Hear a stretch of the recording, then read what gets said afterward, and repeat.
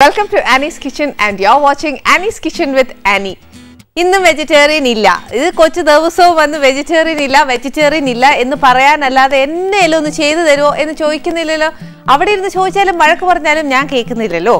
പക്ഷേ ഇന്ന് ഞാൻ ചെയ്യാൻ പോകുന്നത് ഇന്ന് പിള്ളേരെ കുറച്ച് കൺസിഡർ ചെയ്യാൻ പോവാ. എപ്പോഴും പിള്ളേരോടുള്ള സ്നേഹമുള്ള ഒരു അമ്മയാണ് ഞാൻ. അന്നേരം പിന്നെ പിള്ളേർക്ക് വേണ്ടി ഭക്ഷണം ഉണ്ടാക്കിയിട്ട് ഏറ്റവും കൂടുതൽ ഭക്ഷണം പരീക്ഷിക്കുന്നതും പിള്ളേർക്ക് വേണ്ടിയിട്ട്. അപ്പോഴത്തേക്കാണെങ്കിൽ ഈ പിള്ളേർക്ക് ഞാൻ എപ്പോഴും പറയുന്ന പോലെ നമ്മൾ കോഴിക്കട്ടയോ ഇലയടയോ എന്നതേലും ഒക്കെ ഉണ്ടാക്കി കൊടുത്തു കഴിഞ്ഞാൽ അവർ പറയും ഇതെന്തോ നമ്മ എന്നൊക്കെ ചോദിക്കും. ഇത് എൻ്റെ പിള്ളേർ മാത്രമല്ല കേട്ടോ, മിക്ക വീട്ടിലെ പിള്ളേരും ചോദിക്കുന്ന ഏക ഒരു ചോദ്യം ഇതാണെന്നാണ് എൻ്റെ വിശ്വാസം. ഇന്നിവിടെ നമ്മൾ എന്നാ ചെയ്യാൻ പോകുന്നതെന്ന് വെച്ചാൽ ചെയ്യാൻ പോകുന്ന രണ്ട് കാര്യങ്ങളാണ്. ഒന്ന് ഒരു സ്റ്റാർട്ടർ, എന്നിട്ട് ഒരു ജ്യൂസ് എന്ന് പറഞ്ഞാൽ പിള്ളേർക്ക് ഇഷ്ടമുള്ള സാധനം, അതും ചോക്ലേറ്റ് ആകുന്നു. ഇന്ന് നമുക്ക് പിള്ളേരുടെ സെക്ഷൻ ആക്കിയേക്കാം. അതുകൊണ്ട് പിന്നെ പരാതി പറയുകയല്ല പിള്ളേർ. അന്നേരം വീട്ടിൽ ഇരിക്കുന്ന അമ്മമാർക്ക് ഇച്ചിരി ജോലിയാവും, എന്നാലും അമ്മമാർക്കും എളുപ്പമുള്ളൊരു കാര്യമാണ് ഞാൻ പറഞ്ഞു തരാൻ പോകുന്നത്. ഇന്ന് നമ്മൾ ചെയ്യാൻ പോകുന്ന റെസിപ്പിയുടെ പേര് എന്നാന്ന് വെച്ചാൽ സ്പൈസി ഗാർലിക് ചിക്കൻ.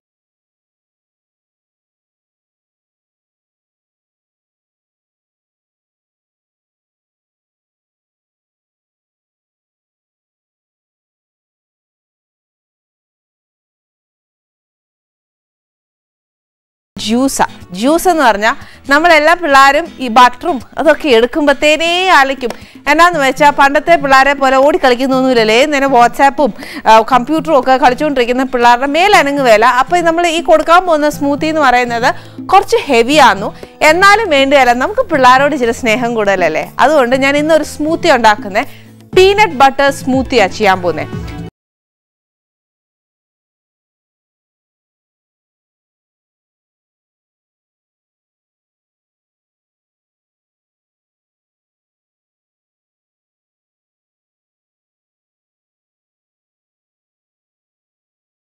അപ്പോൾ ഫസ്റ്റ് നമ്മൾ ചെയ്യാൻ പോകുന്നത് ചിക്കൻ, അതായത് സ്പൈസി ഗാർലിക് ചിക്കൻ ഫ്രൈ ആണ് ഫസ്റ്റ്. അതിൻ്റെ ഇൻഗ്രീഡിയൻസ് ആദ്യം എഴുതിക്കും.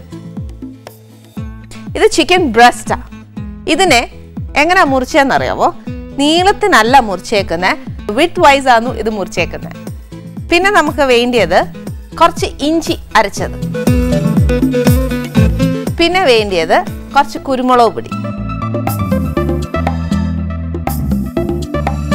പിന്നെ ആന്നേൽ കുറച്ച് സോയാ സോസ്, പിന്നെ കുറച്ച് ഉപ്പ്. ഇതിന് വേണ്ടിയത് വെജിറ്റബിൾ ഓയിൽ ഉണ്ടെങ്കിൽ അത് മതി കേട്ടോ. ഇതിപ്പോൾ ഞാനിവിടെ എടുത്തേക്കുന്ന ഒലീവ് ഓയിലുണ്ട്, അന്നേരം അത് ഞാൻ ഇച്ചിരി എടുത്തിട്ടുണ്ട്. ഇതിൻ്റെ കൂടെ നമുക്ക് ലീക്സ് ആണ് വേണ്ടത്. ലീക്സ് എന്ന് പറയുമ്പോൾ നമ്മുടെ ഉള്ളിത്തണ്ടില്ലേ, ഞാൻ അതിനെ ഒന്ന് എക്സ്പ്ലെയിൻ ചെയ്യുന്നതേ ഉള്ളൂ. ഉള്ളിത്തണ്ട് പോലെ ഇരിക്കും അത് കാണാൻ. അത് ഇച്ചിരി വണ്ണമുള്ള കൂട്ടത്തില്ല. അതിൻ്റെ തണ്ടെടുത്തേച്ച് നമ്മൾ ഉള്ളി നീളത്തിൽ അരിയല്ലേ എന്ന് പറഞ്ഞ പോലെ അരിയാനുള്ളതാന്നു. പക്ഷേ ഞാൻ എല്ലാ വീട്ടമ്മമാരുടെയും ഒരു കൺസിഡറേഷൻ എടുത്തിട്ട് അവരെല്ലാം എൻ്റെ കയ്യിൽ വെച്ചുകൊണ്ട് ഞാൻ പറയുക നമുക്കത് പ്രാക്ടിക്കൽ അല്ല. അതുകൊണ്ട് ഞാൻ എന്നാ ചെയ്തു, ഇച്ചിരി സവാള നീളത്തിൽ അരിഞ്ഞിട്ടുണ്ടേ. പിന്നെ വേണ്ടിയത് കുറച്ച് കോൺഫ്ലവർ, മുട്ട വേണം,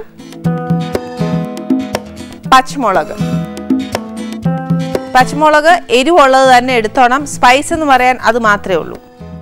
പിന്നെ കുറച്ച് ചെറിയ ഉള്ളി ഇല്ലെങ്കിൽ സവാള അരിഞ്ഞാൽ മതി, പക്ഷെ ചെറിയ ഉള്ളിക്കാന്ന് സ്വാദ്. ഇത് കുറച്ച് ഉള്ളിത്തണ്ട് കുഞ്ഞായിട്ടല്ല, ഇച്ചിരി അച്ചിങ്ങാപ്പയറൊക്കെ അരിവേല എന്ന് പറഞ്ഞ കൂട്ട് ഇച്ചിരി നീളത്തിനാണ് ഞാൻ അരിഞ്ഞേക്കുന്നത്. പിന്നെ വേണ്ടിയത് കുറച്ച് വെളുത്തുള്ളി. ഇത്രയും സാധനമാണു നമുക്ക് ചിക്കൻ ആവശ്യമുള്ളത്. ആദ്യം നമുക്ക് ചിക്കൻ ഒന്ന് മാരിനേറ്റ് ചെയ്ത് വെക്കണം. അത് കഴിഞ്ഞിട്ട് നമുക്ക് ജ്യൂസിൻ്റെ സെക്ഷൻ പോവാം. അല്ലെന്നുണ്ടെങ്കിൽ ഉണ്ടല്ലോ രണ്ടും കൂടെ കൺഫ്യൂഷൻ ആവും. അല്ലെങ്കിൽ ഈ ഒരു റെസിപ്പി എഴുതി മാറ്റിയിട്ട് ജ്യൂസിൻ്റെയും കൂടെ ഇൻഗ്രീഡിയൻസ് മാത്രം എഴുതിയാൽ മതി. ഇൻഗ്രീഡിയൻസ് മാത്രം എഴുതി കഴിഞ്ഞാൽ അത് ചുമ്മാ ഒന്ന് മിക്സിയിൽ അടിച്ചെടുത്തേച്ചാൽ മാത്രം മതി, വേറെ ഒന്നുമില്ല. അപ്പോൾ ഒരു കാര്യം ചെയ്യാം, ഇതവിടെ നിൽക്കട്ടെ. നമുക്ക് പീനട്ട് ബട്ടർ സ്മൂത്തി എന്ന് എഴുതിയിട്ട് അതിന് വേണ്ടിയിട്ടുള്ള ചേരുവകൾ മാത്രം എഴുതിക്കോ. തണുത്ത പാല് വേണോ അല്ലാതെ പാല് വേണോ എന്നുള്ളത് നമ്മൾ തീരുമാനിക്കാം. പിന്നെ വേണ്ടിയത് കുറച്ച് ചോക്ലേറ്റ് പൗഡർ,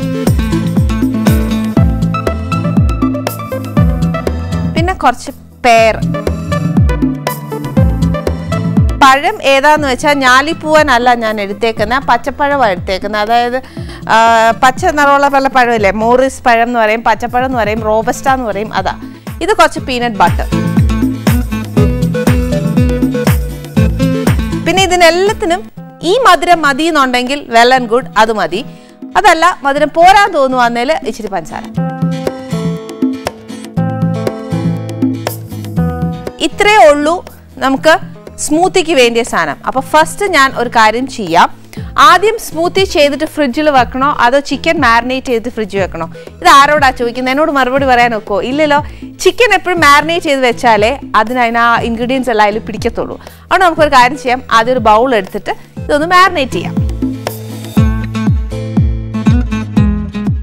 ഈ ബൗളിനകത്തോട്ട് നമ്മുടെ ചിക്കൻ ഇടുക. ഇതിനകത്തോട്ട് ഒരു ഇച്ചിരി ഇഞ്ചി. ശരിക്കും പറഞ്ഞുണ്ടല്ലോ ഇതിനകത്ത് ഇഞ്ചിയും വെളുത്തുള്ളിയും ചേരുന്നുണ്ട്. പക്ഷേ ഇതിനകത്ത് സെപ്പറേറ്റ് ആയിട്ടാ ചേരുന്നത് കേട്ടോ. കുറച്ച് കുരുമുളക് പൊടി. ഇതൊക്കെ നമുക്ക് വേണ്ടിയ ഏനം പോലെ ചേർത്തോണേ. ഒത്തിരി ചേർക്കരുത്. കാര്യം എന്നാന്നോ അതങ്ങ് കറുത്തു പോവും. അത് വേണ്ട. ഇതിനകത്തോട്ട് ഒരു ഇച്ചിരി സോയാ സോസ്. ഡാർക്ക് ആണെങ്കിൽ ഒരു 2 ടേബിൾ സ്പൂൺ, ലൈറ്റ് ആണെങ്കിൽ ഡബിൾ.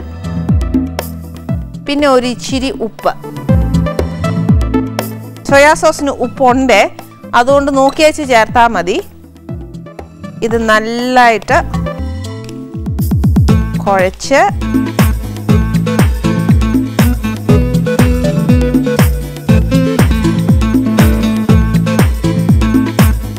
ഇത് ഈ സൈഡിൽ ഇങ്ങനെ ഇരിക്കട്ടെ. ഇതിനകത്ത് വേറെ കുറച്ച് കാര്യങ്ങൾ ചേരാനുണ്ട്. പക്ഷെ അത് ചേരുന്നതിന് മുന്നേ നമുക്ക് ഇതൊന്ന് ഇറച്ചിയിലൊന്ന് പിടിക്കാനുണ്ട്. ഇത് മാരിനേറ്റ് ചെയ്ത് അവിടെ ഇരിക്കുന്ന സമയത്ത് നമുക്ക് ആദ്യം സ്മൂത്തി ഒന്ന് അടിച്ച് ഫ്രിഡ്ജിൽ വെക്കാം. അല്ലെന്നുണ്ടെങ്കിൽ അത് നല്ല തണുത്തിരുന്നാലേ അതിനോട് കുടിക്കാനൊരു ഉഷാറ് വരുള്ളൂ. സാധാരണഗതിയിൽ ഇത് നമ്മൾ ഉണ്ടാക്കി കൊടുത്തേച്ച് പിള്ളേർക്ക് ജലദോഷം വരുമ്പം അതിനും നമ്മൾ പിള്ളേരെ വഴക്ക് പറയും. ഇത് എല്ലാ അമ്മമാരും സ്വാഭാവികമാണ്. പക്ഷെ എന്നാലും സ്നേഹമുള്ള അമ്മമാർ ഇതൊക്കെ ഉണ്ടാക്കി കൊടുക്കും. ഞാൻ ഉണ്ടാക്കി കൊടുക്കും കേട്ടോ. ഇതിനകത്തോട്ട് ഒന്നെങ്കിൽ തണുത്തിങ്ങനെ ഐസ് കട്ട പോലെ ഇരിക്കുന്ന പാലിടുക, അല്ലെങ്കിൽ ഇച്ചിരി തണുപ്പുള്ള പാലിടുക. ചോക്ലേറ്റ് ബേസിക്കലി പിള്ളേർക്ക് ഒത്തിരി ഇഷ്ടമാണ്, അതുകൊണ്ട് ഞാൻ ചോക്ലേറ്റ് ഇടാൻ പോവാ. ഈ ഒരു സ്മൂത്തി ആഴ്ചയിൽ 1 കൊടുത്താ പിന്നെ 3 ആഴ്ച കഴിയാതെ കൊടുക്കരുത്. ടീസ്പൂൺ കണക്കിന് ഒരു 3 ടീസ്പൂണോളം ഇട്ടു. പിന്നെ കുറച്ച് പേർ. ഇതൊക്കെ തന്നെ കൈ കൊടുത്താൽ തിന്നാൻ ഇച്ചിരി പിള്ളേർക്കൊക്കെ പ്രയാസമാണ്. പ്രയാസം എന്ന് പറഞ്ഞാൽ പിടിക്കുകയല്ല. അപ്പം എനിക്കിതൊന്നും വേണ്ട അമ്മേ എന്ന് പറഞ്ഞേച്ച് പോകും. പക്ഷെ എന്നാൽ സ്മൂത്തിനകത്ത് ഇട്ട് കൊടുക്കുവാന്നേൽ അമ്മ നല്ല സ്മൂത്തിയാണ്, നല്ല ടേസ്റ്റാന്ന് പറഞ്ഞ് കുടിക്കും. അതിൻ്റെ കൂടെ ഒരു ഇച്ചിരി പഴം. ഇതിനകത്തോട്ട് കുറച്ച് പീനട്ട് ബട്ടർ. പീനട്ട് ബട്ടറിന് പൊതുവെ നല്ല മധുരമൊന്നുമില്ല, ഒരു ഇച്ചിരി മധുരമേ ഉള്ളൂ. പിന്നെ അന്നേരം ഒരു സോൾട്ടി ടേസ്റ്റാന്നു അതിന്. അതുകൊണ്ട് ഒരു ഇച്ചിരി പിള്ളേർക്കല്ലേ, അന്നേരം ഒരു ഇച്ചിരി പഞ്ചസാര ഇടാം. പക്ഷെ നമുക്ക് ഇന്ന് ഒത്തിരി പഞ്ചസാര ഞാൻ ഇടുകയില്ല. എനിക്ക് വരാൻ പോകുന്ന ഗസ്റ്റ് തീരെ കുഞ്ഞൊന്നും അല്ല. അപ്പം ഇത് എനിക്ക് ഒത്തിരി പഞ്ചസാര ഒന്നും ഇടാനൊക്കത്തില്ല. അതുകൊണ്ട് ഞാൻ ഇച്ചിരി ലിമിറ്റാ. വേണേൽ പഞ്ചസാര ഒഴിവാക്കാം. പക്ഷെ എന്നാലും നമ്മൾ തമ്മിൽ പറഞ്ഞു തരുമ്പോൾ ഞാൻ എല്ലാം പറയണ്ടായോ. അതുകൊണ്ട് ഞാൻ ഒരു ഇച്ചിരി പഞ്ചസാര ഇട്ടു.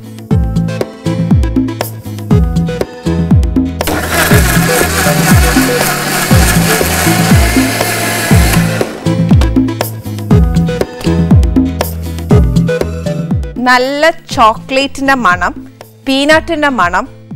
സത്യം പറഞ്ഞാൽ ഞാനൊരു അമ്മയായാൽ പോലും എനിക്കും ചെറുതായിട്ടൊരു ഇച്ചിരി ഇഷ്ടം കൊതിയും ഒക്കെ തോന്നുന്നുണ്ട്. പക്ഷേ ഇപ്പം മോശമല്ലേ, ഞാൻ ഇപ്പം എടുത്ത് കുടിക്കൊന്നുമില്ല. ഞാൻ അത് ഫ്രിഡ്ജിൽ വെച്ച് നല്ല ചില്ലായിട്ട് നമുക്ക് ഗ്ലാസ്സിലൊക്കെ ഒഴിച്ച് പ്രസൻറ്റ് ചെയ്ത് കൊടുക്കാം. അത് വേറെ കാര്യം. ഇനിയിപ്പോൾ ഇത് നമുക്ക് ഇച്ചിരി നേരം തണുക്കാൻ വയ്ക്കേ.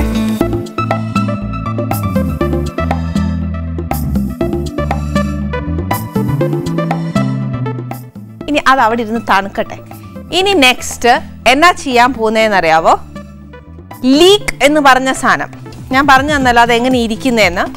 അത് അതിൻ്റെ ഇലയൊക്കെ ഇച്ചിരി മുഴുത്തതാ, രമ്പയുടെ ഇല പോലെയൊക്കെ ഇരിക്കും. അത് കിട്ടിയില്ല എന്നുണ്ടെങ്കിൽ വിഷമിക്കണ്ട, ഇട്ടില്ലെങ്കിലും കുഴപ്പമൊന്നുമില്ല. അത് ഉണ്ടെങ്കിൽ നല്ലൊരു പ്രത്യേക ഫ്ലേവർ കിട്ടും. ഇല്ലെന്നുണ്ടെങ്കിലാന്നു ഞാൻ ഈ ഉള്ളി ഇട്ടത്. പിന്നെ ഈ ഉള്ളി ഇടുന്ന എന്നാന്ന് വെച്ചാൽ അഥവാ ലീക്ക് കിട്ടുവാണെങ്കിൽ ഇങ്ങനെ തന്നെ അതിൻ്റെ പ്രൊസീജിയർ. അതുകൊണ്ടാണ് ഞാൻ ഉള്ളി എരിഞ്ഞിട്ട് അത് കാണിച്ചു തരുന്നത്.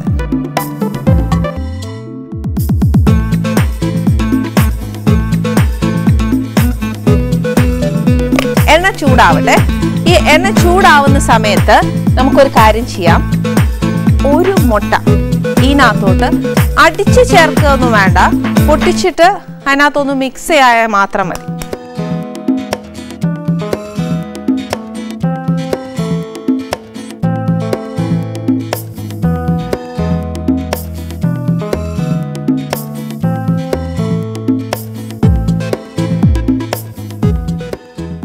എഗ് വൈറ്റ് മാത്രം ഇടാനാന്നേൽ എഗ് വൈറ്റ് മാത്രം ഇട്ടാൽ മതി. അതല്ല എഗ് യോക്ക്, അതായത് ആ മുട്ടയുടെ ഉണ്ണി എങ്ങനെയാ കളയുന്നല്ലേ, ഇനി ഇത്രയായിട്ട് എങ്ങനെയാ കളയുന്നത്, നമ്മൾ അമ്മമാർക്കാണെങ്കിൽ അത് തോന്നുകയല്ല. ഇനി അടുത്തത് എന്നാന്ന് വെച്ചാൽ എണ്ണ നല്ല ചൂടായി. ഇതിനകത്തോട്ട് ലീക്ക് ജൂലിയൻസ് ആയിട്ട് അരിയുക. ജൂലിയൻസ് പറഞ്ഞാൽ ഏറ്റവും കട്ടി കുറച്ച് നീളത്തിലരിയുക.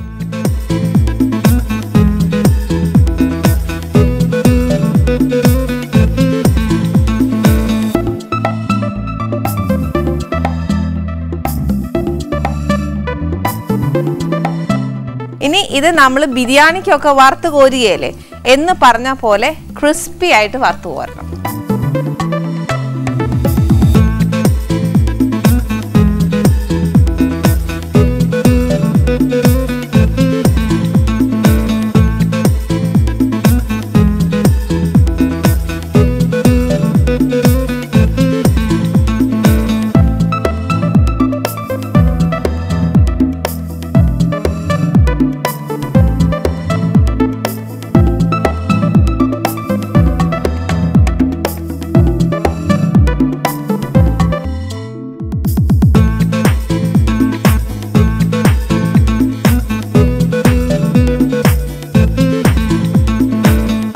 ലീക്ക് ആണെങ്കിലും നമ്മൾ ഇത്രയും തന്നെ മൊരിച്ചെടുക്കണം. ഒരു ക്രിസ്പി ആയി തന്നെ എടുത്തു.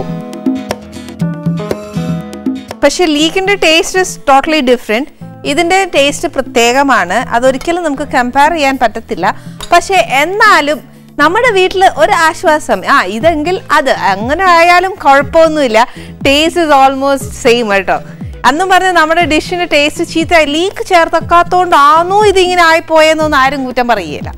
ഇനി എന്നാന്ന് വെച്ചാൽ നമ്മുടെ ചിക്കനില്ലേ, ആ മാരിനേറ്റ് ചെയ്ത് വെച്ച ചിക്കനകത്തോട്ട് കുറച്ച് കോൺഫ്ലവർ ചേർക്കാം.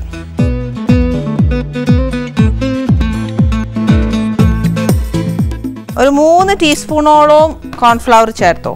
എന്നുവെച്ചാൽ അതിനെ നല്ലതായിട്ടൊന്ന് മിക്സ് ചെയ്യണം.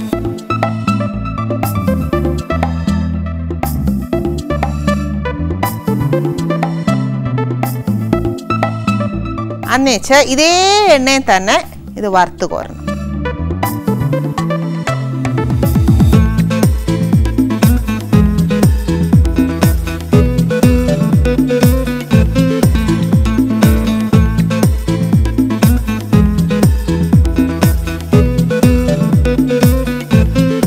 ഇതിനിപ്പോൾ എന്നാന്ന് വെച്ചാൽ പ്രത്യേകിച്ച് ആകൃതിയോ അങ്ങനെയൊന്നുമില്ല. നമുക്ക് എന്നതാ എളുപ്പം തോന്നുന്നതെന്ന് വെച്ചാൽ ആ ഷേപ്പാണ് ഇതിന് കൊടുക്കേണ്ടത്. സ്ട്രിപ്പ് ടൈപ്പാ വേണ്ടെന്ന് വെച്ചാൽ അങ്ങനെ ചെയ്യാം. അതല്ല വിത്ത് വൈസ് മുറിക്കണമെന്നുണ്ടെങ്കിൽ അങ്ങനെ ചെയ്യാം. ലെങ്ത് വൈസ് വേണമെങ്കിൽ, ക്യൂബ് വൈസ് വേണമെങ്കിൽ, ഏത് നമുക്ക് പ്രസന്റ് ചെയ്യാൻ എളുപ്പം എന്ന് തോന്നുന്നോ നമുക്ക് തന്നെ ബേസിക്കലി ഒരു ചെറിയ രീതിയിലെങ്കിലും ഒരു കലാബോധം ഉണ്ടാവില്ലേ, അതുപോലെ എന്നാ തോന്നുന്നതെന്ന് വെച്ചാൽ ആ ആകൃതിയിൽ അങ്ങ് മുറിച്ചോ. ഇനി ഇതാണെങ്കിൽ നല്ല ക്രിസ്പി ആയിട്ട് വറുത്തെടുക്കണം.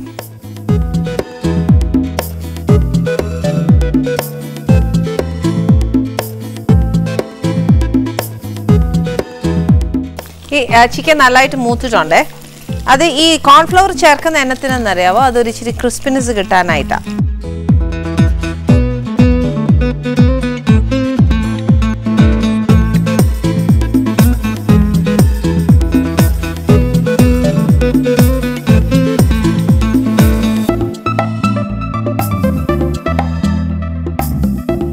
ഇനി നമുക്ക് ഇതിനകത്ത് ഒരു ഇച്ചിരി എണ്ണ മതിയേ. ഇനി എന്നാ ചെയ്യേണ്ടതെന്ന് വെച്ചാൽ നമ്മൾ അരിഞ്ഞു വെച്ചേക്കുന്ന ചെറിയ ഉള്ളി ഇതിനകത്തോട്ട് ഇടണം. ഇനിയിപ്പോൾ ഞാൻ ഒരു കാര്യം പറഞ്ഞുതരാം. നമ്മുടെ ലീക്ക് എന്നാ ഉപയോഗിച്ചതെന്ന് വെച്ചാൽ നമ്മൾ ഇതിനകത്തിട്ട് ഇളക്കുന്ന ചെറിയ ഉള്ളി ആയതുകൊണ്ട്, വറുത്ത് വെക്കുന്നതും ഉള്ളി ആയതുകൊണ്ട് ആ ഒരു ടേസ്റ്റ് ഡിഫറൻസ് അറിയാനൊക്കത്തില്ല. അപ്പോൾ പിന്നെ എന്നാ ചെയ്യും, ആ ലീക്കിൻ്റെ ടേസ്റ്റ് തന്നെ വരണം, ഉള്ളിക്ക് ഉള്ളിയുടെ ടേസ്റ്റ് തന്നെ വരണം, എന്നാലേ ആ ഒരു സ്പെഷ്യൽ ഡിഷിൻ്റെ ഫ്ലേവർ നമുക്ക് അറിയത്തുള്ളൂ. പക്ഷെ എല്ലായിടത്തും ഒന്നും ഈ ലീക്ക് കിട്ടുമോ എന്നുള്ളത് എനിക്ക് അറിയാൻ മേല. അതുകൊണ്ടാണ് ഞാൻ ഈ ഉള്ളിയിലോട്ട് കൈവച്ചത്. ഇനി ഇത് ഒരു ഇച്ചിരി വാടി കഴിഞ്ഞാൽ പച്ചമുളക്, സ്പൈസി ഗാർലിക് ചിക്കൻ ആണ്. അന്നേരം സ്പൈസി ആവണം എന്നുണ്ടെങ്കിൽ പച്ചമുളക് ചേർത്താലേ ഒക്കത്തുള്ളൂ. ഇച്ചിരി സ്പൈസി ആന്നു കേട്ടോ ഇത്. അഥവാ ഇച്ചിരി ഒന്ന് സ്പൈസിനെസ് കുറവാന്ന് തോന്നുവാന്നേൽ നമുക്ക് ഇച്ചിരി കുരുമുളക് ഇടാം. കാര്യം നമ്മൾ മാരിനേറ്റ് ചെയ്തെടുത്തത് കുരുമുളകില്ല. അതുകൊണ്ട് അതിൻ്റെ ഫ്ലേവർ ഇതിനകത്തുള്ളത് കൊണ്ട് പച്ചമുളക് അധികം ഇഷ്ടമല്ല എന്ന് വെച്ചാൽ ഇത് ചേർത്തേച്ചാൽ മതി. കുരുമുളക്. ഇനി ഇതിനകത്തോട്ട് ഗാർലിക്, അതായത് നമ്മുടെ പേര് പോലെ സ്പൈസി പച്ചമുളകാന്നു, ഗാർലിക് വെളുത്തുള്ളി, ഫ്രൈഡ് ചിക്കൻ.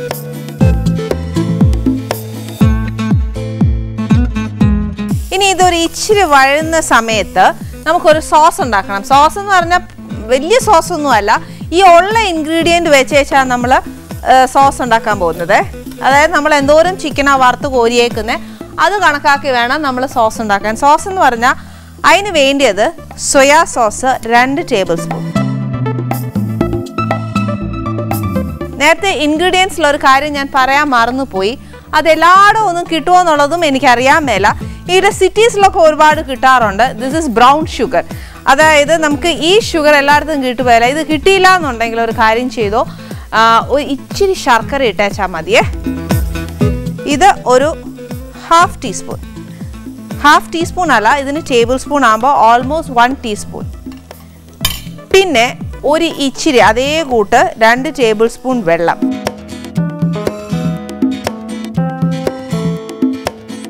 ഇത് നല്ലതായിട്ട് ഒന്ന് ഇളക്കുക.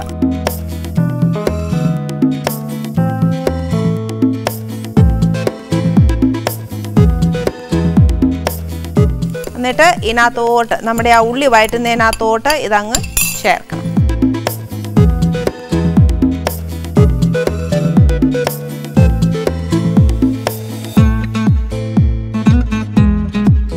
ഇതിൻ്റെ കൂട്ടത്തിൽ തന്നെ നമ്മുടെ ഉള്ളിത്തണ്ടില്ലേ അതുകൂടെ അങ്ങ് ചേർത്തു. ഉള്ളിത്തണ്ട് ഇച്ചിരി നേരത്തെ ചേർക്കുവാന്നേല അതും ഒരു ഇച്ചിരി ക്രിസ്പി ആവും.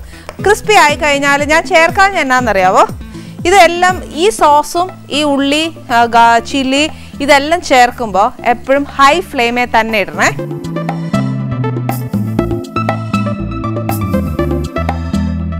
ഇതിനകത്തോട്ട് ഒരു നുള്ള് ഉപ്പ്, നുള്ള്, ഒരുപാടൊന്നും ഇടരുത്, ഒരു നുള്ളുപ്പ്.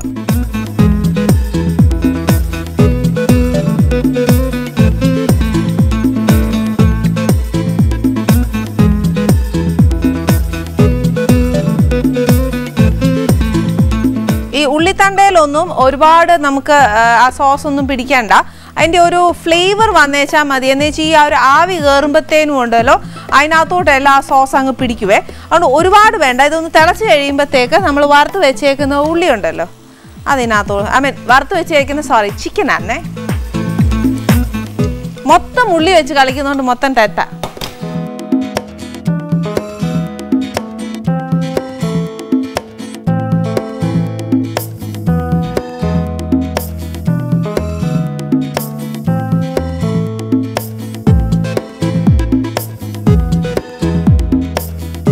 ഇനി ഇത് ഇവിടെ ഇരിക്കട്ടെ. ഇത് കുറച്ച് നേരം ഒന്ന് അതിനകത്തോട്ടൊക്കെ ഒന്ന് ആ സോസൊക്കെ ഒന്ന് പിടിച്ചേച്ച് നമ്മൾ സ്പ്രിംഗ് ഓണിയനിലൊക്കെ ഒന്ന് പിടിക്കാൻ ഇതൊരു ലോ ഫ്ലെയിമേൽ ഇട്ടാൽ മതി. പക്ഷേ ആ വെള്ളം വറ്റുന്നിടം വരെ ഒരു ഹൈ ഫ്ലെയിമേൽ തന്നെ കിടന്നോട്ടെ. ഇന്നിവിടെ നമ്മുടെ ഗസ്റ്റായിട്ട് വരാൻ പോകുന്നത് സീമ ജി നായരാണ്. എനിക്ക് ഏറ്റവും പ്രിയപ്പെട്ട ഒരു ചേച്ചിയാണ്. എനിക്ക് ചേച്ചിയെ ഏറ്റവും ഇഷ്ടം എന്നാണെന്നറിയാം. ചേച്ചിയുടെ ഏറ്റവും പ്ലസ് പോയിന്റ് ചേച്ചിയുടെ വോയിസ് ആണ്. അത് ആർക്കും നമുക്ക് എന്നാ പറയുക ഇന്ന ഓരോ വോയിസ് പോലെ ആണെന്നുള്ളത് ഒരിക്കലും പറയാൻ പറ്റുകയില്ല. പിന്നെ ഇമിറ്റേഷൻ നടക്കുമെന്നുള്ളതും എനിക്കറിയാൻ മേല. പക്ഷെ എനിക്ക് ചേച്ചിയുടെ വർത്താനം കേൾക്കാൻ ഭയങ്കര ഇഷ്ടമാണ്. ആ സ്വരത്തിൽ കേൾക്കാനാണ് ഭയങ്കര ഇഷ്ടം. പക്ഷേ ചേച്ചിയോട് എനിക്ക് ഒത്തിരി വർത്താനം പറയാനുള്ളത് ഷീ ഈസ് ബേസിക്കലി ബോൾഡ്. അതുകൊണ്ട് ഒത്തിരി നേരം വർത്താനം പറയാനുള്ളത് കൊണ്ടാണ് ഞാൻ നേരത്തെയും പറഞ്ഞു കൊച്ചു ഫുഡാക്കിയത്. എന്നാൽ പിള്ളേരെ നമുക്ക് സ്നേഹിക്കണ്ടേ, അതുകൊണ്ട് പിള്ളേരെയും കൺസിഡർ ചെയ്തുകൊണ്ട് നമ്മൾ ഇനി ഈ ഫുഡ് ചെയ്ത് നമ്മുടെ ചിക്കൻ റെഡി ആയിട്ടുണ്ട്. ഇത് കുറച്ച് ക്രിസ്പി ആന്നു, പക്ഷേ ഒരു സ്പൈസി ആന്നു. നമ്മൾ എപ്പോഴും കഴിക്കുന്ന സ്റ്റാർട്ടേഴ്സ് പോലെ ഉള്ള അല്ല ഇത് നിങ്ങളുടെ സീമാജി നായർക്കും എൻ്റെ സീമ ചേച്ചിക്കും വേണ്ടിയിട്ട് ഞാൻ സ്പെഷ്യലായിട്ട് ചെയ്ത് വെച്ചേക്കുക. ഈ ജ്യൂസും അതേപോലെ നമ്മുടെ പീനട്ട് ബട്ടർ വെച്ച് ചെയ്തതാണ്. പിന്നെ ആണെങ്കിൽ ഒരു കാര്യം ഞാൻ പറയാം, ഞാൻ സീമ ചേച്ചി എന്ന് ഞാൻ പറയുമ്പം എനിക്ക് തോന്നുന്നു എന്നെക്കാട്ടിലും നിങ്ങൾക്ക് നമസ്തേ ചേച്ചി വരൂ ചേച്ചിയുടെ കാര്യങ്ങൾ തന്നെ ഞാൻ പറഞ്ഞോണ്ടിരുന്നത്. മുഴുവൻ കേട്ടില്ലല്ലോ അല്ലേ? ചേച്ചിയെ പറ്റി ഞാൻ ഇച്ചിരി പരദൂഷണം പറഞ്ഞിട്ടുണ്ട്, എന്നാലും ഇച്ചിരി ഇരുന്നോട്ടെ. പിന്നെ മാത്രമല്ല ചേച്ചിക്ക് ഞാൻ പ്രത്യേകിച്ച് പരിചയപ്പെടുത്തേണ്ട കാര്യമൊന്നുമില്ല. ഈ പറഞ്ഞ കൂട്ട് എന്നെക്കാട്ടിലും പരിചയമുണ്ട് അവർക്ക്. സത്യം പറഞ്ഞ എനിക്കൊന്ന് വർഷങ്ങളായിട്ട് ചേച്ചി അവരുടെ വീട്ടിലുണ്ട്. 10-30 വർഷമായി അല്ലേ? അന്നേരം ചേച്ചി എന്നെക്കാട്ടിലും ചേച്ചി ആ വീട്ടിലെ ഒരു അംഗമാ. അന്നേരം അവരോട് ഞാനിപ്പൊ എന്നാ ഇൻട്രൊഡക്ഷൻ കൊടുക്കാൻ, അന്നേരം അഥവാ ഞാൻ കൊടുത്താൽ തന്നെയും അവരെന്നോട് പറയും ഇതൊന്നും അല്ല കേട്ടോ മറ്റേ ഞങ്ങളുടെ സീമ, ഇതൊന്നും അല്ലാന്ന് പറയും. മോള് പറയുന്നതിന് ഒരു പ്രത്യേകതയില്ലേ? അതൊന്നും അല്ല, എന്നാലും ഇല്ലേ അവരുടെ ആളല്ലേ. എന്നാലും പിന്നെ ഫോർമലായിട്ട് എൻ്റെ ഒരു അടുക്കള കയറി വരുമ്പോ ഞാനൊന്നും പറയണമല്ലോ ഇൻട്രൊഡക്ഷൻ, അത് എൻ്റെ ഡ്യൂട്ടി അല്ലേ. അതുകൊണ്ട് പിന്നെ ഒരു ഇച്ചിരി ഏറ്റക്കുറച്ചിലൊക്കെ വന്നാലും അവര് ക്ഷമിച്ചോളും ഇല്ലേ? അതാ. പിന്നെ എന്നാ ഉണ്ട് വിശേഷം? വിശേഷമൊക്കെ സുഖമായിട്ടിരിക്കുന്നു. വീട്ടു വിശേഷമൊക്കെ പറഞ്ഞ മോനെ എന്നാ കൊണ്ടുവരാഞ്ഞ്? മോൻ അവൻ ബാംഗ്ലൂരാണ്, അവൻ വലിയൊരു റിസർച്ചിലാണ്. അയ്യോ അതെന്നാ പഠിക്കുവാ? അവൻ പഠിക്കുന്നതൊക്കെ ഞാൻ പറയാം. അവൻ എങ്ങനെയാന്ന് വെച്ചാൽ ഈ പഠിക്കാതെ അങ്ങനെ പരീക്ഷ എഴുതാതെ എങ്ങനെ ഡിഗ്രി പാസ്സാകാം, ഡിഗ്രി നേടാതെ എങ്ങനെ ഏറ്റവും നല്ല ജോലി കിട്ടും എന്നുള്ളൊരു ബൃഹത് പദ്ധതിയുമായിട്ട് ബാംഗ്ലൂർ BBA സെക്കൻഡ് ഇയറിന് പഠിക്കുന്നുണ്ട്. BBA സെക്കൻഡ് ഇയറിന് അങ്ങനെയും പഠിക്കാം. ഇത് കേട്ട എന്റെ മോനും BBA സെക്കൻഡ് ഇയറാണ് പഠിക്കുന്നത്. അവനും ഇനി പ്രോജക്ട് ഏറ്റെടുക്കുമെന്ന് അല്ല, ചിലപ്പോ ഏറ്റെടുക്കും. കാരണം എന്താന്ന് വെച്ചാൽ അവനിങ്ങനെ എല്ലാ ദിവസവും ഇതിനെ കുറിച്ചാണ് പറഞ്ഞുകൊണ്ടിരിക്കുന്നത്. ഇപ്പത്തെ പിള്ളേർക്ക് ഏറ്റവും കൂടുതൽ കണ്ടെത്തൽ ഇത് തന്നെയാണ്. അതെ, എത്രയും വേഗം മെനക്കെടാതെ ഒന്ന് എത്തണം. അത് ഒരു ഗുളിക നിന്ന്. അതെ, കാരണം വെച്ചാൽ അവർക്ക് ഒട്ടും കഷ്ടപ്പെടണമെന്നില്ല. അല്ലെങ്കിൽ അമ്മയും അച്ഛനും വന്ന വഴിയുടെ ആ ദുർഘടങ്ങൾ അവരെങ്ങനെയായിരുന്നു വന്നത് അതൊന്നുമില്ല. എത്രയും പെട്ടെന്ന് എല്ലാം ഷോർട്ട് കട്ടിൽ കൂടെ കയറി പോകണം എന്നുള്ള ഒരു ആഗ്രഹമാണ്. അത് മാത്രല്ല ഇപ്പത്തെ പിള്ളേർക്ക് ഏറ്റവും കൂടുതൽ ഇപ്പൊ ചേച്ചി നമ്മൾ തമാശ പോലെ ഒരു പ്രോജക്റ്റ് ഏറ്റെടുത്തിരിക്കുക എന്ന് പറഞ്ഞാൽ പോലും അത് അവരും അതിന്റെ ആ ഒരു സീരിയസ്നെസ് മനസ്സിലാക്കണം.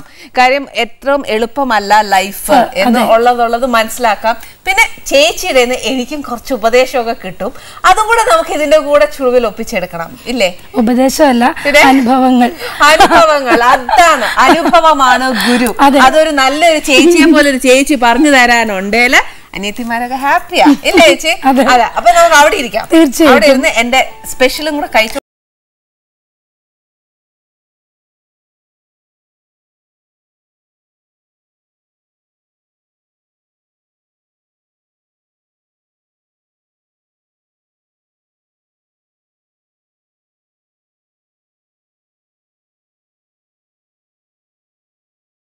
ചേച്ചി വന്ന വഴികളൊക്കെ ഒരുപാട് പ്രയാസമായിരുന്നു. ജീവിതം സോ ഈസി അല്ലായിരുന്നു അപ്പൊ ഇപ്പത്തെ പിള്ളേർക്ക് അത് പറഞ്ഞു കഴിഞ്ഞാൽ ഒട്ടും മനസ്സിലാവത്തില്ല. ചേച്ചിയുടെ അമ്മയാണെങ്കിൽ പ്രശസ്തയായ ഒരു നാടക നടിയായിരുന്നു, ചേർത്തല സുമതി എന്ന് പറയും. നമ്മളൊക്കെ ഇപ്പത്തെ പിള്ളേരല്ല, കുറച്ച് പുറകോട്ടുള്ള ജനറേഷനിലുള്ള ആൾക്കാരെല്ലാരും കേട്ടിട്ടുണ്ട്. അപ്പൊ ചേച്ചി ആ വന്ന വഴിയും അന്നത്തെ കാലത്തും ഇപ്പത്തെ പിള്ളേർ ഈസി ഗോ ആണ്. ആ ഒരു വേദന ചേച്ചി ഒന്ന് പറഞ്ഞേ. അച്ഛാ, അമ്മ നമ്മുടെ സമൂഹത്തിൽ ഒരിക്കലും സ്ത്രീകൾ നടികളാകാതിരുന്ന ഒരു കാലഘട്ടമുണ്ട്. ആണുങ്ങൾ പെൺവേഷം കെട്ടി അഭിനയിച്ചുകൊണ്ടിരുന്ന സമയമൊക്കെ. അപ്പോൾ 9 വയസ്സിലാണ് അമ്മ നാടകരംഗത്തേക്ക് വരുന്നത്. അന്ന് നന്നായിട്ട് പാടുന്ന ആൾക്കാർ വേണം, പരിഗണന അവർക്കായിരുന്നു. അമ്മ നന്നായി പാടുമായിരുന്നു. അമ്മയുടെ അച്ഛൻ ഭാഗവതരായിരുന്നു, ആലപ്പി ലംബോദര ഭാഗവതർ എന്ന് പറയും. അപ്പോൾ അമ്മ നന്നായിട്ട് പാടുമായിരുന്നു. അങ്ങനെയാണ് അമ്മ അഭിനയ രംഗത്തേക്ക് വരുന്നത്. പക്ഷേ ആ ഒരു സീരിയസ്നെസ് ഒന്നും അമ്മയ്ക്ക് അറിയില്ല. അപ്പം നടി എന്ന് പറയുമ്പോൾ, അല്ലെ നടി എന്ന് പറയുമ്പോൾ പുച്ഛത്തോടെ സമൂഹം കണ്ടിരുന്ന ഒരു കാലഘട്ടം ഉണ്ടായിരുന്നു. പക്ഷെ എങ്ങനെയാണെന്ന് എനിക്കറിയത്തില്ല. അമ്മ പിടിച്ചു നിന്നു.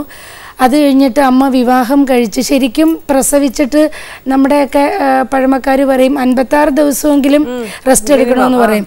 ഇത് ശരിക്കും പറഞ്ഞാൽ അമ്മ പ്രസവിച്ചിട്ട് നേരെ ഈ കുഞ്ഞിനെയും കൊണ്ട് ഈ 2ാമത്തെ 3ാമത്തെ ദിവസം കുഞ്ഞിനെയും കൊണ്ട് നേരെ നാടക സ്റ്റേജിലേക്കാണ് പോയിരിക്കുന്നത്. അങ്ങനെ സ്റ്റേജിന്റെ അടിയിൽ തൊട്ടി കെട്ടിയിട്ട് കുഞ്ഞുങ്ങളെ ശരിക്കും ഈ നാടോടി സ്ത്രീകളൊക്കെ ഇടില്ലേ, അങ്ങനെ നമ്മൾ സ്റ്റേജിന്റെ ഇടയിൽ തൊട്ടി കെട്ടിയിട്ട് കുഞ്ഞിനെ അതിലെ ഉറക്കും. അമ്മ കയറി അഭിനയിക്കും. അമ്മക്ക് ഇതില്ലാതിരിക്കുന്ന സമയത്ത് സീൻ ഇല്ലാണ്ടിരിക്കുമ്പോൾ അമ്മ വന്ന് കുഞ്ഞിന് പാല് കൊടുക്കും. അങ്ങനെ ഞങ്ങളെ 3 മക്കളെ അമ്മ അങ്ങനെ വളർത്തിയിട്ടുണ്ട്.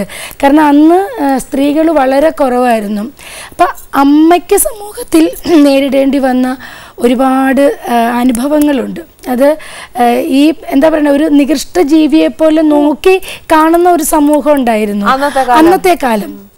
ആ ഒരു അവസ്ഥയിൽ നിന്നും അമ്മ ഒരു പ്രതിജ്ഞ എടുത്തു. അമ്മയുടെ മക്കൾ കലാകാരാകുന്നത് കൊണ്ട് കുഴപ്പമില്ല, ഒരിക്കലും നടിയാവരുതെന്ന്. അമ്മയുടെ 3 മക്കളിൽ നടനോ നടിയോ ആരും ആകരുതെന്ന് അമ്മ ആഗ്രഹിച്ചു.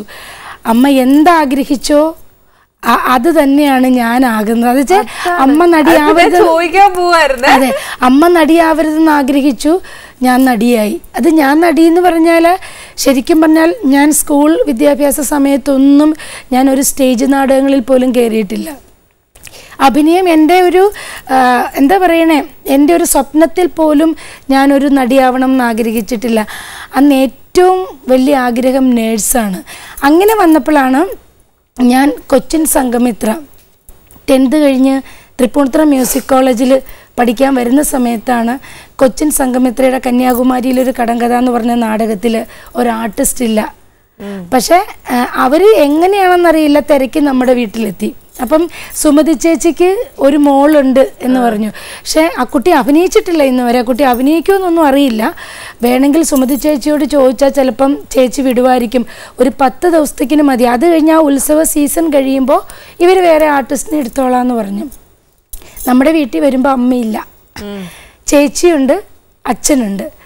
അപ്പോൾ പറഞ്ഞപ്പോൾ ഇവരാദ്യം എതിർത്തു. പക്ഷേ ഇവർ കൊച്ചിൻ സംഘമിത്രയുടെ ഉടമസ്ഥൻ സതീഷ് സംഘമിത്ര, സതീഷ് ചേട്ടനും നാഗേന്ദ്രൻ എന്ന് പറഞ്ഞൊരു നടനും കൂടെ വരുന്നത്. ഇവർ നിർബന്ധിച്ചുകൊണ്ടേ ഇരുന്നു. പിന്നെ അവസാനം അച്ഛനും ചേച്ചിയും കൂടെ പറഞ്ഞ് 10 ദിവസമല്ലേ, അപ്പം എനിക്ക് അഭിനയിക്കാൻ അറിയില്ല, അമ്മ ഇല്ല, അമ്മ കൊച്ചിൻ അനുപമയിൽ അഭിനയിച്ചുകൊണ്ടിരിക്കുക. അങ്ങനെയാണ് കന്യാകുമാരിയിലൊരു കടങ്കഥ എന്ന് പറഞ്ഞ് അമ്മയെ പറഞ്ഞ് സമ്മതിപ്പിച്ചിട്ട് അഭിനയിക്കുന്നത്. അപ്പോൾ എനിക്കൊട്ട് അഭിനയിക്കാനൊട്ട് അറിയത്തുമില്ല. അപ്പോൾ അന്ന് നാടകത്തിൽ കൊല്ലം ഒക്കെ നാടകത്തിൽ മോളെ അച്ഛാ എന്നൊക്കെ പറഞ്ഞുകൊണ്ട് അങ്ങനത്തെ ഭയങ്കര ഡ്രാമാറ്റിക് ആണ് മോഡുലേഷൻ. ആ ഒരു മോഡുലേഷനിലാണ് നിലകൊള്ളുന്നത്. അപ്പം എനിക്ക് അഭിനയിക്കാൻ അറിയാൻ പറ്റില്ല എന്ന് പറഞ്ഞപ്പം സതീഷ് ഏട്ടൻ പറഞ്ഞു, വീട്ടിലെങ്ങനെ പെരുമാറുന്നു അങ്ങനെ തന്നെ പെരുമാറിയാൽ മതി, സീമ അഭിനയിക്കണം എന്ന് ഞങ്ങൾ പറയണില്ലെന്ന് പറഞ്ഞു. അങ്ങനെ സുഷിമോൾ എന്ന് പറഞ്ഞ് ഏപ്രിൽ 18 ഇറങ്ങിയ സമയമാണ്. അപ്പോൾ തീരെ മെലിഞ്ഞ ഒരു പെൺകുട്ടിയാണ്. അപ്പോൾ ആ സമയത്താണ് ഈ കന്യാകുമാരിയിലൊരു കടങ്കഥയിൽ അത് എന്നാ ബാബുമോനെ, ഈ ബാബുമോൻ്റെ ഒരു കാര്യം ഒന്ന് പോ ബാബുമോനെ, ഇങ്ങനെ പറയുന്ന ഒരു കഥാപാത്രം, അതൊരു വലിയ വിപ്ലവമായി. കാരണം ഇന്ന് വരെ നാടകത്തിൽ കണ്ടിട്ടില്ലാത്ത ഒരു ശൈലി. പിന്നെ ആ 10 ദിവസം അങ്ങോട്ട് കഴിഞ്ഞപ്പോഴുള്ള പ്രശ്നം ആരാധന, ജനങ്ങളുടെ കത്താണല്ലോ അന്ന്, കത്തുകള്, പിന്നെ അങ്ങനെ ഭയങ്കര ബഹളം. സുഷിമോൾ എന്ന് പറയുന്ന തുടങ്ങി. സുഷിമോളെ കാണാൻ എന്നെ, സുഷിമോൾ എന്ന കഥാപാത്രത്തിന്റെ പേര്, കിലോമീറ്ററുകൾ ദൂരെ നിന്ന് ആൾക്കാർ വരുന്നു, വണ്ടിയൊക്കെ വിളിച്ചു വരുന്നു. എന്നുവെച്ചാൽ ഒരു ശൈലി ഭയങ്കര വ്യത്യാസമായിരുന്നു. ആ 10 ദിവസം എന്ന് പറഞ്ഞ് പോയ ഞാൻ 1365 വേദി ആ നാടകം ചെയ്തു. 1365 വേദികളിൽ കന്യാകുമാരിയിലൊരു കടങ്കഥ. ശരിക്കും അതിപ്പോഴും ഞാൻ ഇത്ര വർഷം നിന്നിട്ടും എവിടെ ചെന്നാലും ഈ നാടകത്തെക്കുറിച്ചും ഈ സുഷിമോൾ എന്ന് പറഞ്ഞ കഥാപാത്രത്തെക്കുറിച്ചുമാണ് ഇപ്പോഴും ജനങ്ങൾ പറയുന്നത്. ചേച്ചി ഇപ്പം ചേച്ചി പറഞ്ഞല്ലോ 1365 സ്റ്റേജ് ചേച്ചി അതൊരു നാടകം ഒരു നാടകം കളിച്ചു. അപ്പൊ ചേച്ചി ഫസ്റ്റ് നാടകം കഴിഞ്ഞപ്പോ തന്നെ ചേച്ചി ഓൾറെഡി എല്ലാ മറ്റു നാടക സമിതിക്കാരൊക്കെ അറിഞ്ഞ് ചേച്ചി ഒരു നല്ല ആർട്ടിസ്റ്റ് ആണെന്ന് അറിഞ്ഞു. ലൈക്ക് നമ്മുടെ സിനിമ പോലെ തന്നെ. അപ്പൊ നമുക്ക് വൺ ബൈ കോൾ ബൈ വന്നോണ്ടിരിക്കും, ഇന്നൊക്കെ നാടകത്തിൽ ചെയ്യുക. ശരിക്കും ചേച്ചി അന്നത്തെ കാലത്തൊക്കെ ഇത് വാട്സാപ്പില്ല, ഫോണൊക്കെ ആണെ തന്നെ ബൂത്തിൽ ചെന്ന് വിളിക്കണം. ഈവൻ ട്രാൻസ്പോർട്ട്സ് പോലും ഭയങ്കര പ്രയാസമുള്ള കാലമായിരുന്നു. ചേച്ചി എങ്ങനെ ഇങ്ങനെ എല്ലായിടത്തും ഓടിയെത്തുന്നത്? മറ്റിപ്പോഴാണെങ്കിൽ ഫ്ലൈറ്റിൽ കയറി പോകും. അല്ല മോളെ, അതെന്നു വെച്ചാൽ ഒരു ട്രൂപ്പിന് ഒരു വണ്ടി ഉണ്ടാവും. ആ വണ്ടിയിൽ നമ്മളിപ്പോൾ എറണാകുളത്ത് നിന്നാണ് ആ വണ്ടി സ്റ്റാർട്ട് ചെയ്യുന്നതെങ്കിൽ ആ വണ്ടിയിൽ തന്നെയാണ് നമ്മളെല്ലാ ആർട്ടിസ്റ്റുകളും മറ്റേ അങ്ങോട്ട് പോകുന്നത്. അപ്പം ഈ ഓരോ വേദികൾ കഴിഞ്ഞിട്ട് ഇപ്പം ട്രിവാൻഡ്രം സൈഡിലാണ് നാടകമെങ്കിൽ ട്രിവാൻഡ്രത്ത് അന്ന് താമസിച്ചിരുന്നത് നമ്മുടെ അരിസ്റ്റോ ജംഗ്ഷനിൽ അന്ന് ഉടുപ്പി എന്ന് പറഞ്ഞിട്ടൊരു ഹോട്ടലുണ്ട്. അവിടെയാണ് അന്ന് നാടകക്കാരെല്ലാവരും താമസിക്കുന്നത്. പിന്നെ കൊല്ലം സൈഡിലാണെങ്കിൽ കൊല്ലത്ത് ഒരു ഹോട്ടലിലായിരിക്കും, എന്നിട്ട് കൊല്ലം സൈഡിലായിരിക്കും പിന്നെ എല്ലാ നാടകങ്ങളും. അതുകൊണ്ട് അന്ന് ശരിക്കും ട്രാൻസ്പോർട്ടേഷനെ കുറിച്ചോ അല്ലെങ്കിൽ ഈ യാത്രകളെക്കുറിച്ചോ ഇല്ല. തളർന്ന് എവിടെയെങ്കിലും പോയി കിടക്കും, 4 മണിക്ക് വണ്ടി പുറപ്പെടുമെന്ന് പറയുന്ന സമയത്ത് നമ്മൾ വണ്ടിയിലുണ്ടാകും, നമ്മൾ അങ്ങോട്ടേക്ക്. ചേച്ചി എവിടെയെങ്കിലും എത്താൻ താമസമാവുകയോ അല്ലെങ്കിൽ ഒരു ആർട്ടിസ്റ്റ് എന്നല്ല ഇപ്പൊ അങ്ങനത്തെ അനുഭവങ്ങൾ അത് ഒരുപാടുണ്ട്. അത് പറയാൻ തുടങ്ങിക്കഴിഞ്ഞാൽ ഇന്നത്തെ ഇവിടുത്തെ സമയം അത് ശരിക്കും നമ്മുടെ ചെറായി സൈഡില് വൈപ്പിൻ സൈഡിൽ നാടകം ചെയ്യുന്ന സമയത്ത് പ്രസന്ന ചേച്ചി എന്ന് പറഞ്ഞിട്ട് ചേച്ചി മരിച്ചുപോയി. പ്രസന്ന ചേച്ചിയുണ്ട്. അപ്പം ചേച്ചി തൃശ്ശൂർ ഓൾ ഇന്ത്യ റേഡിയോയിൽ നാടകമുണ്ട്. ഈ നാടകങ്ങൾ ഇടയ്ക്ക് വരാറുണ്ട്. അപ്പോൾ 6:30 മണിക്ക് 7 മണിക്കാണ് നാടകം വൈപ്പിനിൽ. ചേച്ചി ഞാനൊരു കാട്ടുജാതിക്കാരി പെണ്ണാണ്, സുന്ദരി എന്ന് പറഞ്ഞ് ഒരു തേൻ വിറ്റ് നടക്കുന്ന ഒരു പെണ്ണായിട്ടാണ് ചെയ്യുന്നത്. ചേച്ചിയാണെന്നുണ്ടെങ്കിൽ മെയിൻ മീൻസ് അങ്ങനെയല്ല, ഞാൻ ചെറിയ പെണ്ണാണല്ലോ, ചേച്ചിയാണ് ഒരു സെൻട്രൽ ക്യാരക്ടർ ചെയ്യുന്നത്. ഈ ഇവിടെ വന്നിട്ട് ആൾക്കാർ ബഹളം വെച്ചുകൊണ്ടിരിക്കുക, നാടകം തുടങ്ങും. ഫോണില്ല, മോള് നേരത്തെ പറഞ്ഞ പോലെ ഫോണില്ല, എവിടെയും നമുക്ക് കമ്മ്യൂണിക്കേറ്റ് ചെയ്യാൻ പറ്റണില്ല. അങ്ങനെ ഇവര് എത്തിയിട്ടുമില്ല. അവസാനം എൻ്റെ അടുത്ത് ചോദിച്ചു കയറാൻ പറഞ്ഞു. ഞാൻ പറഞ്ഞു ഞാനോ, കാരണം 2 പേരും കൂടെ വേദിയിൽ ഒരുമിച്ച് വരുന്ന സമയമുണ്ട്. ഞാൻ പറഞ്ഞു എനിക്ക് പ്രസന്ന ചേച്ചിയുടെ ഡയലോഗ്സ് ഒന്നും അറിയത്തില്ല എന്ന് പറഞ്ഞു. അല്ല, കാരണം അടി കൊള്ളാതിരിക്കണമെങ്കിൽ രക്ഷപ്പെട്ട ചവിട്ടി കൂട്ടും അവിടുത്തെ ആൾക്കാർ, അപ്പം പറ്റുള്ളൂ എന്ന് പറഞ്ഞു. അപ്പോൾ അവസാനം എല്ലാവരും കൂടെ ഞാൻ കയറി. എന്തോ അമ്മയും അച്ഛനെയും ദൈവങ്ങളെ എല്ലാവരെയും വിളിച്ചിട്ട് കയറി പ്രസന്ന ചേച്ചിയുടെ റോളിന് കയറി. ഞാൻ സ്റ്റേജിൽ നിന്ന് ഇറങ്ങിപ്പോയി. അപ്പോഴേക്കും സതീഷേട്ടനൊക്കെയാണ് സ്റ്റേജിൽ. ഇവർ ഡയലോഗ് അവർക്ക് സ്പോട്ടിൽ ഇടാൻ അറിയാമല്ലോ, അങ്ങനെ സ്പോട്ടിൽ ഡയലോഗ്സ് കൂട്ടിക്കൊണ്ടിരുന്നു. ഞാൻ ഓടിപ്പോയി. അപ്പം എല്ലാവരും പാവാടയൊക്കെ പിടിച്ചുകൊണ്ട് ഇവിടെ നിൽക്കുക. അത് വലിച്ചു കയറ്റി ഓടി വന്നിട്ട് ഈ ഫ്രണ്ടിലിരിക്കുന്ന ആൾക്കാർ ഇങ്ങനെ നോക്കും. ദൈവമേ മനസ്സിലാവല്ല, ഡയലോഗ് തെറ്റില്ലെന്നല്ല, ദൈവമേ മനസ്സിലാവില്ല എന്നുള്ള പ്രവർത്തി. അവിടെ നിന്ന് ഓടി അവിടെ ചെന്നിട്ട് പ്രസന്ന ചേച്ചിയായിട്ട് വീണ്ടും കയറി കഴിഞ്ഞപ്പോൾ ചേച്ചി വന്നു കഴിഞ്ഞപ്പോൾ ഞാൻ കളവൊഴിഞ്ഞു ചേച്ചിയിൽ. അപ്പോൾ ജനങ്ങൾക്ക് ആകെ കൺഫ്യൂഷൻ, ഇതിവിടെ എന്താ നടന്നുകൊണ്ടിരിക്കുന്നത്, ഇവരല്ലല്ലോ നേരത്തെ വന്നല്ലോ ഇവര്, പക്ഷെ പിടിക്കാൻ പറ്റുന്നില്ല, ഇത് എന്താണെന്ന് പിടിക്കാൻ പറ്റുന്നില്ല. അങ്ങനെ ദൈവഭാഗ്യം കൊണ്ട് രക്ഷപ്പെട്ടു പോയി. ഒന്നല്ല, എവിടെയെങ്കിലും കണ്ടുപിടിച്ചിട്ടുണ്ട്? ഇല്ല, കണ്ടുപിടിക്കേണ്ടി വന്നിട്ടില്ല. കാരണം എന്നാന്ന് വെച്ചാൽ ബോധം കെട്ടൊക്കെ നമ്മുടെ കൂടെയുള്ളവർ വീണിട്ടുണ്ട്. പിന്നെ ഹാർട്ട് അറ്റാക്ക് ആണെന്ന് പറഞ്ഞ് പൊക്കിയെടുത്ത് ഹോസ്പിറ്റലിൽ കൊണ്ടുപോയിട്ടുണ്ട് ആർട്ടിസ്റ്റുകൾ വരാതെ. അത് പെരുമ്പാവൂർ യതികുമാർ ചേട്ടനെ. അപ്പം ഇങ്ങനത്തെയൊക്കെ ഒരുപാട് കഥകളുണ്ട്. അതിൻ്റെ ഒപ്പം തന്നെ ഭയങ്കര വേദനയുള്ള 2 അനുഭവങ്ങളുണ്ട് എൻ്റെ ലൈഫിൽ നാടകവുമായി ബന്ധപ്പെട്ട്. ഒന്ന്, അച്ഛൻ മരിച്ചു കിടക്കുന്ന സമയത്ത് ഞാനും അമ്മയും കൊച്ചിൻ സംഘമിത്രയിൽ, പിന്നെ അമ്മ എൻ്റെ കൂടെ വന്നു. ഞാൻ ഒറ്റയ്ക്കല്ലായിരുന്നു, അപ്പോൾ അമ്മ എൻ്റെ കൂടെ വന്നു. അച്ഛൻ മരിച്ചു കിടക്കുന്ന സമയത്താണ് അടൂർ ഒരിടത്ത് നാടകം ചെയ്യണം. അവരോട് എത്ര പറഞ്ഞിട്ടും അവർ വിശ്വസിക്കുന്നില്ല അച്ഛൻ മരിച്ചു കിടക്കുവാന്ന്.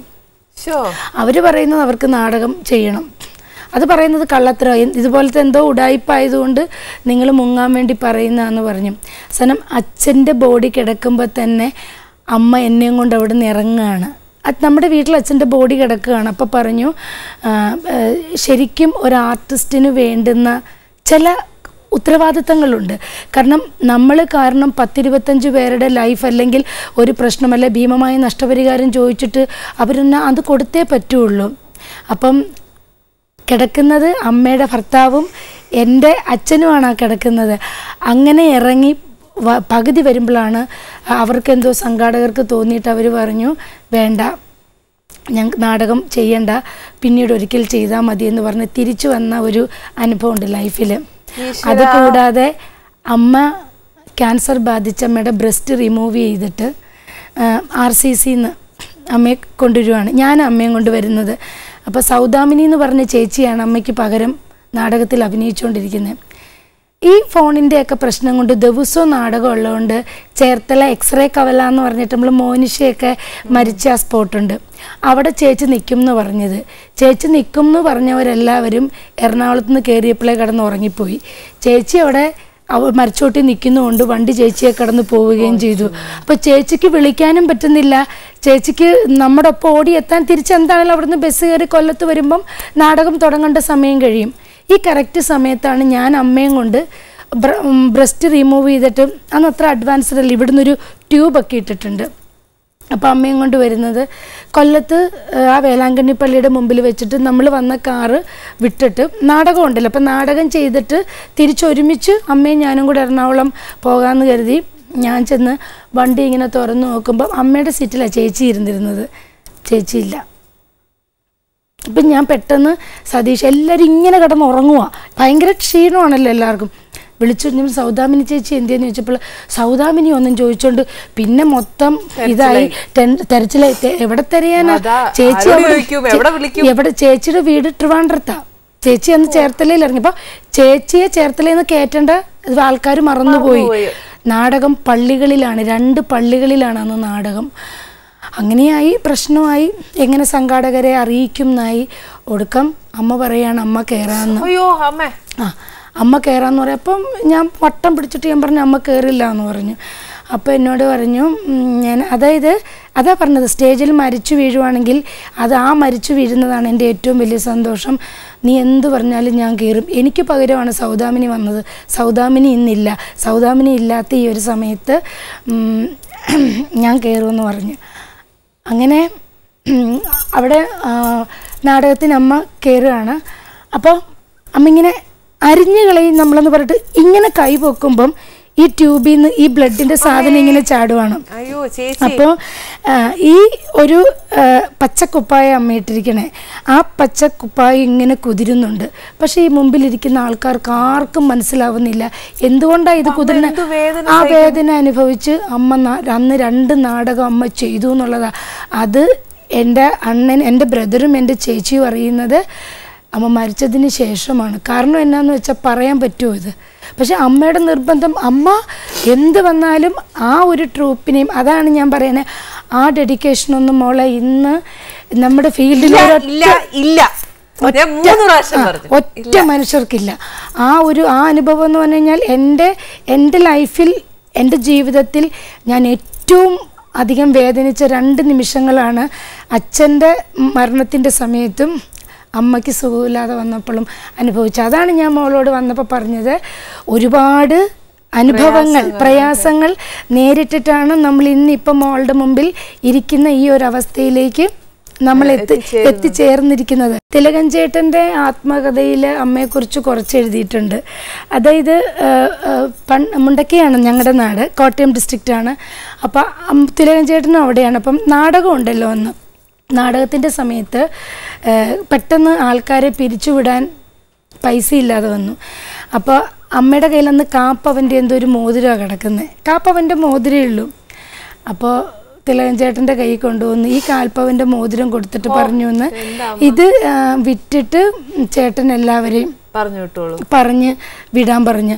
അപ്പോൾ തിലകൻ ചേട്ടൻ്റെ ആത്മകഥയിൽ അത് ചേട്ടൻ എഴുതിയിട്ടുണ്ട് എന്നുള്ളത് കരുനാഗപ്പള്ളിയിൽ ഒരു പാലിയേറ്റീവ് ഫങ്ഷൻ്റെ ആ ഒരു സ്റ്റേജിലാണ് ഞാനിത് അറിയുന്നത്. കാരണം ഞാനും ഉണ്ട് ആ ഫങ്ഷന്. അപ്പോൾ തിലകൻ ചേട്ടൻ അറിയാമല്ലോ, ഭയങ്കര ഗൗരവമാണല്ലോ. അപ്പം ഞാൻ ചെന്ന് കാലേ തൊട്ട് തൊഴുത് അപ്പം ഇങ്ങനെ ഇരിക്കുവാ ഗൗരവത്തിൽ. അപ്പം ഞാൻ വിചാരിച്ചു എന്നെ മനസ്സിലായി കാണാത്തതുകൊണ്ടാവും, കുറച്ച് വർഷങ്ങൾക്ക് മുമ്പാണ്. അപ്പം പിന്നെ എനിക്ക് പേടി മിണ്ടാൻ, എന്തെങ്കിലും പറഞ്ഞു കഴിഞ്ഞാൽ എല്ലാവരുടെയും മുമ്പിൽ കേൾക്കണമല്ലോ. ഞാൻ ഇപ്പുറത്തിരുന്നു, ചേട്ടൻ അപ്പുറത്തിരുന്നു. ഉദ്ഘാടനം ചെയ്യുന്ന പുള്ളിയാണ്, ഞാൻ ചീഫ് ഗസ്റ്റായിട്ടാണ്. പുള്ളി കയറി ആദ്യമൊക്കെ ഇങ്ങനെ പ്രസംഗിച്ച് വന്നു കഴിഞ്ഞപ്പം പുള്ളി പറഞ്ഞു, ഇന്ന് എനിക്കൊരാളെക്കുറിച്ച് പറയാതെ ഈ വേദി വിട്ടുപോകാൻ പറ്റില്ല. അവളിന്ന് മരിച്ചൻ്റെ തലയ്ക്ക് മുകളിൽ നിൽക്കുകയാണ്, ചേർത്തല സുമതി. അവൾ അവിടെ നിൽക്കുമ്പോൾ, അവളുടെ മോടെ കൂടെ ഞാൻ ഈ വേദി പങ്കിടുമ്പോൾ ഈ കഥ പറയാതെ പോയാൽ അവളുടെ ആത്മാവ് സഹിക്കില്ല എന്ന് പറഞ്ഞിട്ട് ഈ കാര്യം തിലകൻ ചേട്ടൻ പറഞ്ഞു. അതിനുശേഷമാണ് ഞാൻ അറിയുന്നത് ആത്മകഥയിൽ, അതായത് ഒരു ചെറിയൊരു സംഭവം ആയിരിക്കാം അത്, പക്ഷേ അദ്ദേഹത്തിൻ്റെ ലൈഫിൽ ചിലപ്പോൾ അന്നത് ഈ കാപ്പവൻ്റെ മോതിരത്തിന് ഒരുപാട് ഉപകാരം ചെയ്തിട്ടുണ്ടാവും. അപ്പൊ അങ്ങനെ കുറേ കാര്യങ്ങൾ അമ്മയുടെ വഴിയിൽ നിന്ന് എനിക്ക് പഠിക്കാൻ ഒരുപാട് അനുഭവങ്ങൾ ഉണ്ടായിട്ടുണ്ട്. ബേസിക്കലി ഞാനിപ്പോ പറയുക, നമുക്കിപ്പോ ഒരു സിനിമ നമ്മൾ അഭിനയിച്ചു തുടങ്ങിയ, ഒരു സീരിയലിൽ അഭിനയിച്ചു തുടങ്ങിയാലും ആസ് എ ഹീറോയിൻ വരുവാണെങ്കിൽ ഇറ്റ്സ് ഓക്കെ. അതല്ല, നമ്മളൊരു സപ്പോർട്ടീവ് ആക്ട്രസ് ആയിട്ടോ ഒക്കെ ആയിട്ട് വരുവാണെങ്കിൽ ഇപ്പൊ ശരിക്കും അവരൊരു കോർണേർഡ് ആയി പോകുന്നുണ്ട് അല്ലേ? സർട്ടൻ സിറ്റുവേഷൻസ് അത് ഫോഴ്സ്ഡ് ആയിട്ടാണോ അത് അവർ കോർണേർഡ് ആയി പോകുന്നതാണോ? അത് മോളെ എന്നാന്ന് പറഞ്ഞു കഴിഞ്ഞാൽ എനിക്ക് ഏറ്റവും കൂടുതൽ ബ്രാൻഡായിട്ടുള്ളത് ഒരു കറുത്ത ചരടും കൈലിയും ബ്ലൗസും തോർത്തുമാണ്. ഒരു കൈലിയും ബ്ലൗസും തോർത്തും എടുത്ത് വെച്ച് ഇത് കറക്റ്റ് സീമയ്ക്കാണ്.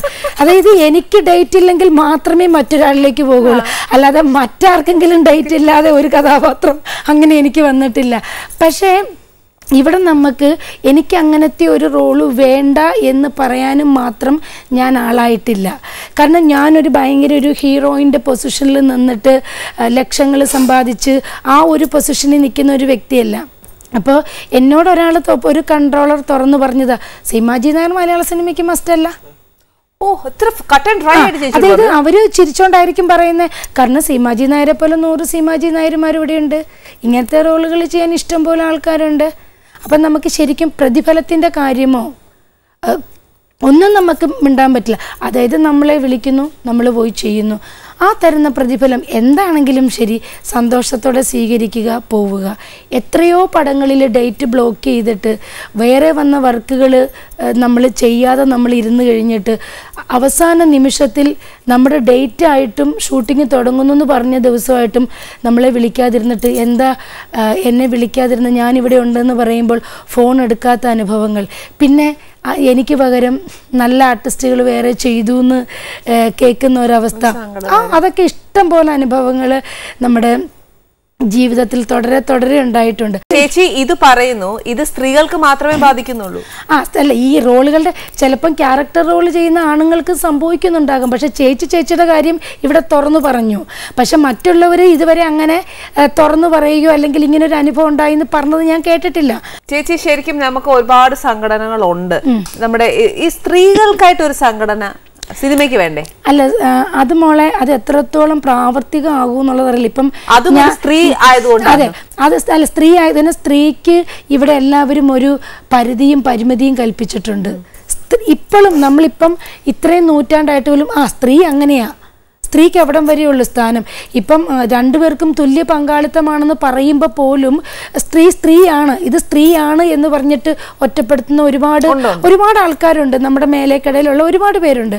അപ്പം ഒരു സംഘടന എന്ന് പറഞ്ഞു കഴിഞ്ഞാൽ അതൊന്ന് ചിന്തിക്കേണ്ട കാര്യമാണ്. ഇവിടെ അതിന് രാഷ്ട്രീയം ഉണ്ടാവരുത്. അതായത് ഇവിടെ ഏറ്റവും കൂടുതൽ എന്തെങ്കിലും ഒരു സംഘടന ഉണ്ടായാൽ ഉടനെ അതിന് രാഷ്ട്രീയവൽക്കരിക്കപ്പെടുവാണ്. രാഷ്ട്രീയം ഉണ്ടാവരുത്.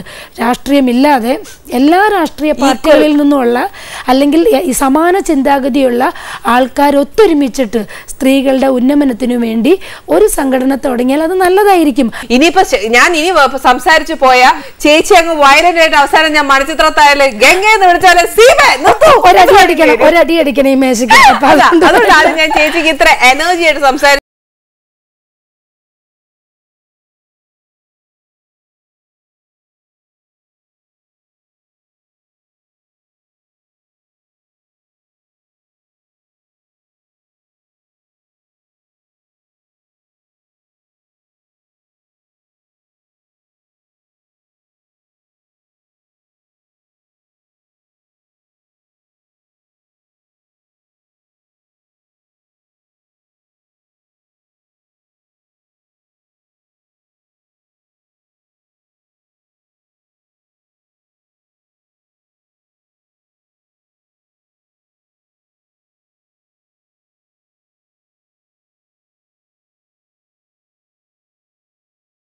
പറയും പാവപ്പെട്ടവരുടെ റാണി മുഖർജി. കറക്റ്റാ ചേച്ചി, അല്ല അവിടെ ഉണ്ട്. ശരിയാ, റാണി മുഖർജി ഏകദേശം ഈ അത് റാണി മുഖർജി അല്ല, അത് അതിന് മുമ്പുള്ളത് കേട്ടില്ലേ, പാവപ്പെട്ടവരുടെ റാണി. നല്ലൊരു ജയനൊക്കെ വന്നല്ലോ പാവപ്പെട്ട നമസ്കാരം പാവപ്പെട്ടവരുടെ റാണി മുഖർജി എന്നൊക്കെ പറഞ്ഞിട്ട് കളിയാക്കാറുണ്ട്. അപ്പൊ ഇടയ്ക്കൊക്കെ ഇങ്ങനെ വാട്സപ്പിലൊക്കെ വരും, റാണി മുഖർജി മലയാളത്തിൽ അഭിനയിച്ച എന്നെ കൊണ്ട് ഡബ് ചെയ്യിച്ചാൽ മതിയെന്ന്. എന്തായാലും ചേച്ചി ഇവിടെ വന്ന് ഒരുപാട് ബോൾഡ് ആയിട്ടുള്ള കാര്യങ്ങളാണ് പറഞ്ഞു തന്നെ. ചേച്ചിയോട് ഒരു സ്പെഷ്യൽ താങ്ക് യു ഉണ്ട്.